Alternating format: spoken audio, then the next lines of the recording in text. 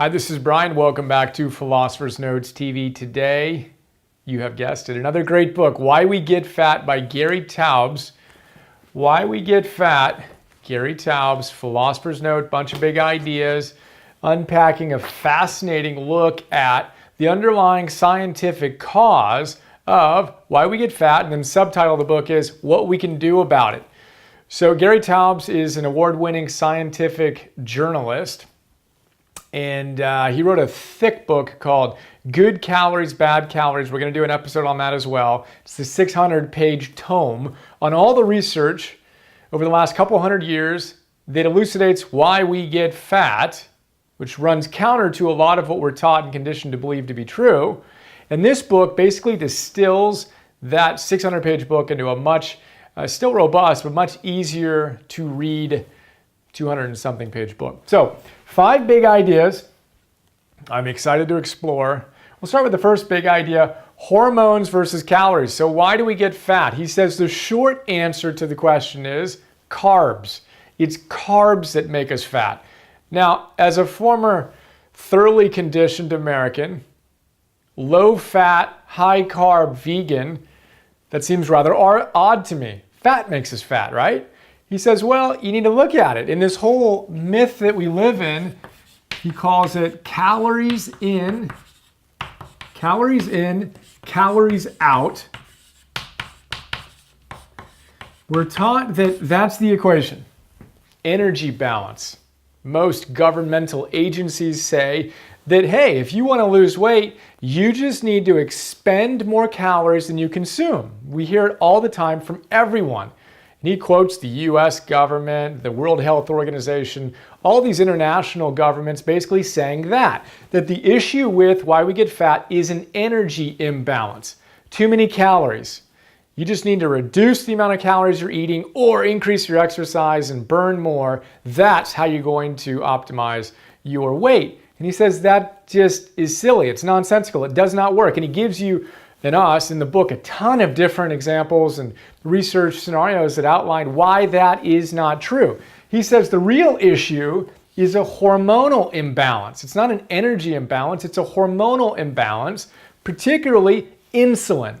Insulin is what regulates the blood sugar in our bloodstream, the amount of glucose in our bloodstream, and it's what dictates whether we get fat or not. Fascinating stuff.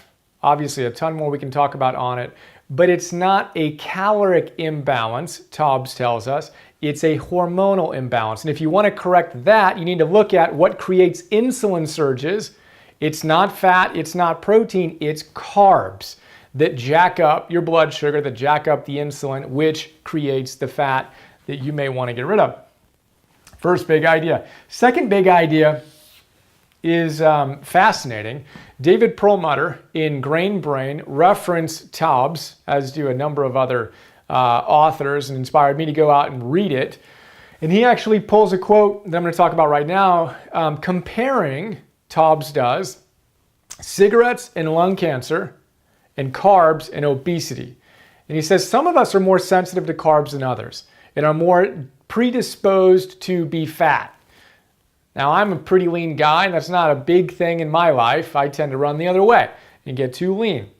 But he says, just like with smoking, not everyone who smokes is going to get lung cancer, right? It's just a fraction of the people who smoke get lung cancer.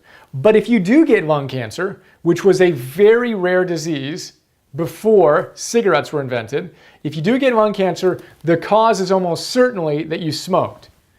He says the same thing can be applied to carbohydrates. Not everyone who eats a ton of carbohydrates is going to get obese. But if you do get obese, the cause is almost essentially going to be your carb intake. So if you want to reduce your risk of lung cancer, don't smoke. If you want to reduce your risk of obesity, eat less carbs. It's a big idea, and again, it flies counter to what we've been taught. And if you had told the 5-year ago version of me what I'd be eating in 5 years, I would have laughed at you. I mentioned that in my note on Perlmutter, but here we are. So second big idea is that. Third big idea, there are greater offenders in the carb realm. And this is kind of the most important practical idea here. You may disagree with everything I've said so far. You may be open-minded. You may already be doing this stuff. But on a spectrum of carbs, and we have the worst ones over here and the best ones over here, the worst ones we all know, and we're going to benefit from removing them from our diets. It's the sugars and the refined flours, which we're going to talk about in a moment in more depth. When we look at the occurrence of Western diseases in cultures that didn't used to have Western disease, what was different? It was the introduction of these two things.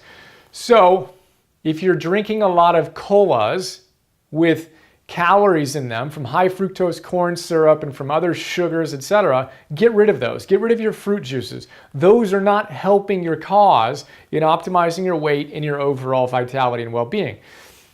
He throws starches and grains into the spectrum as well. And if you are sensitive to carbs, meaning if you are obese, you need to pay attention to those. And then you have the good carbs, if you will, which are the green leafy vegetables, or leafy greens, I should say, and green vegetables. Those have carbs as well, but those are wrapped in fiber and they're wrapped in water and they're assimilated in a much more pleasant way that doesn't jack up your insulin like the refined grains and sugars and flours and all these other things do. So there you go. Not all carbs are created equal, and no matter what, reduce your sugar intake and your refined flour intake if you're feeling up to it. Fourth big idea, sugar and flour. So he gives some fascinating stories and studies about, if you look at cultures who don't have Western diseases, their dietary habits are actually quite varied. You have some people that are almost exclusively or even exclusively meat eaters. The Inuit, for example, don't have diabetes, obesity, heart disease, all these other issues.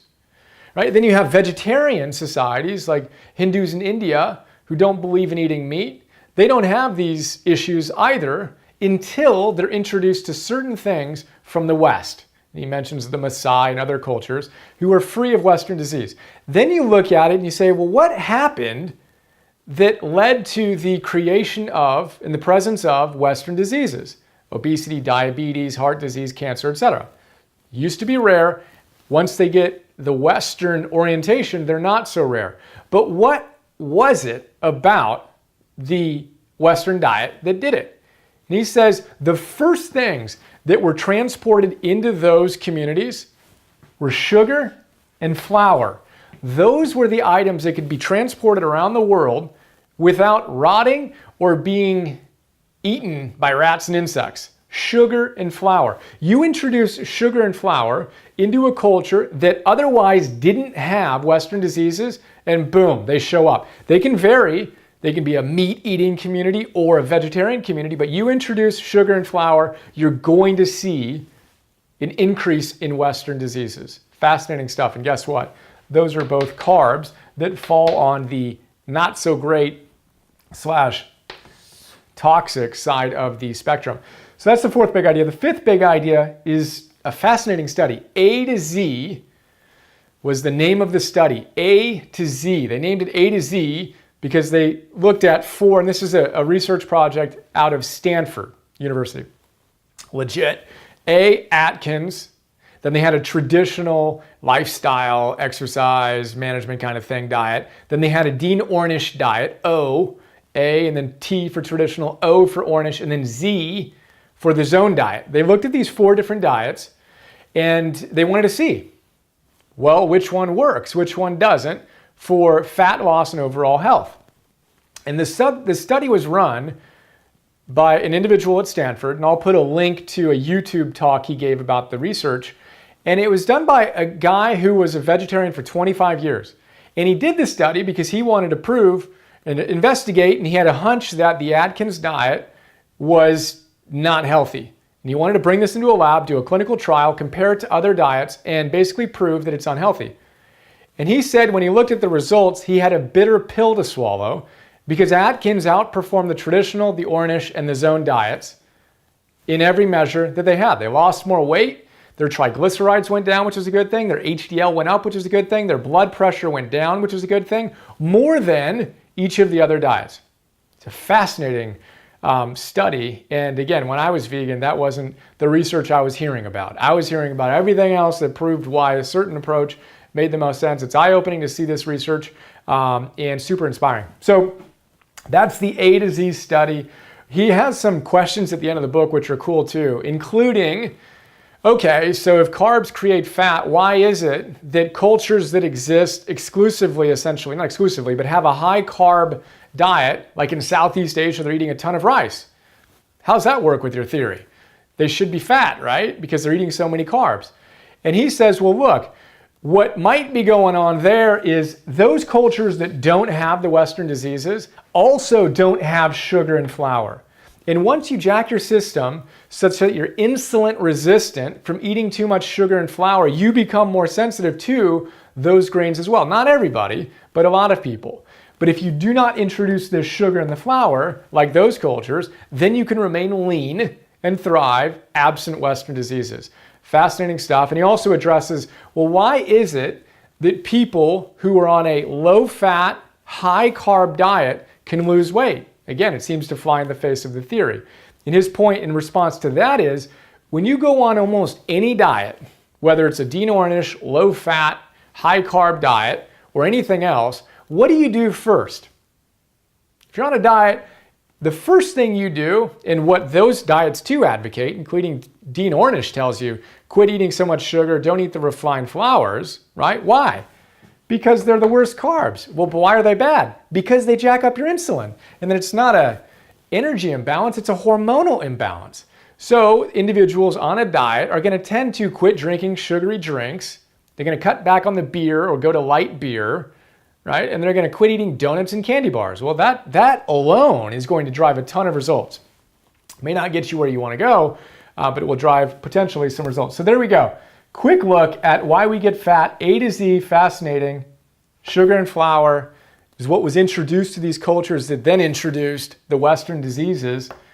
Worst carbs, we talked about cigarettes and carbs. Fascinating connection between cigarettes and lung cancer and carbs and obesity. Hormone imbalance, not a caloric imbalance. That's the essence of the book.